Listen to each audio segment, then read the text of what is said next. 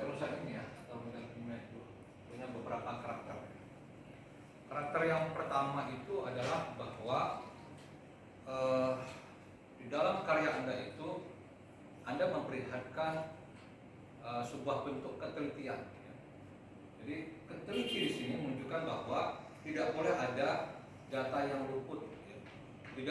Tidak boleh ada salah kutip, tidak boleh ada salah angka, salah tahun, ya, salah orang, salah kutipan. Jadi benar-benar harus teliti di situ. Termasuk pernyataan-pernyataan Anda itu juga teliti, mengandung penelitian. Dan akurasi. Akurasi itu berarti bahwa yang Anda sampaikan itu memang benar-benar sesuai dengan fakta yang ada. Jadi tepat seperti apa yang ada. Tidak boleh ada lebih-lebihkan. Misalnya kalimat sebagian besar masyarakat tidak percaya. Sebagian besar itu berapa orang akurasinya. Ya. Kalau separuh misalnya tidak percaya, itu sebaiknya menggunakan angka. Ya. Jadi hindari menggunakan kalimat-kalimat yang ambigu, ya, yang tidak akurat. Ya. Itu yang pertama. Karakter yang kedua adalah bahwa tulisan kimia itu harus objektif. Ya. Objektif itu begini, Anda harus berjarak secara emosional, ya, dengan yang Anda teliti. Ya. Ini yang sulit. Ya. Banyak penelitian itu yang akhirnya melibatkan emosi kita di lapangan. Ya. Misalnya, kalau Anda meneliti tentang kemiskinan, Anda bisa jadi marah karena melihat misalnya di daerah itu, di desa itu misalnya para pejabat itu misalnya korup, dana datang dari pusat tidak sampaikan ke masyarakat itu. Lalu Anda menggambarkan tentang itu. Dalam keadaan marah itu, Anda nggak akan bebas bertemu dengan informan Anda yang dari pemerintah itu. Ketika Anda datang ke pemerintah itu menanyakan apakah dana itu benar-benar sampai atau tidak, maka Anda harus menegaskan pada mereka bahwa ini untuk dengan penelitian ilmiah, ya. Bukan dengan maksud untuk menjatuhkan mereka secara personal. Jadi objektivitas itu penting, ya. Anda berikan sehingga informan merasa nyaman, ya.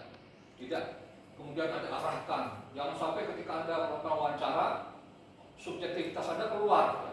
Sehingga akhirnya Anda marah-marah dengan yang Anda wawancara, ya. Malah akhirnya ribut dengan itu. Oh, nggak bisa Pak, loh gimana? Jadi Anda harus berikan ruang kepada mereka untuk bercerita apa adanya, ya. Valid berarti bahwa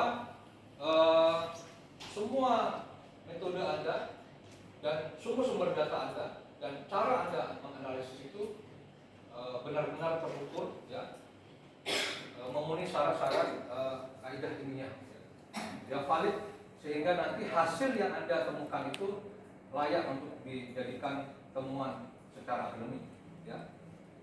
Kemudian sumber terpercaya, ya. Jadi jangan sampai Anda memasukkan seluruh data, ya, sebagai data utama. Anda harus pisahkan, ya, mana data yang benar-benar menjadi menempati urutan tertinggi, ya, sumber data yang primer, ya. Mana yang itu sumber data itu menempati data yang nomor 2 atau sekunder. Mana yang juga tidak penting, data-data sampah. Mungkin berita-berita koran yang nggak jelas sumbernya tidak layak jadi data Anda. Seperti itu, misalnya. Lalu konsistensi, ya, konsistensi ini penting banget.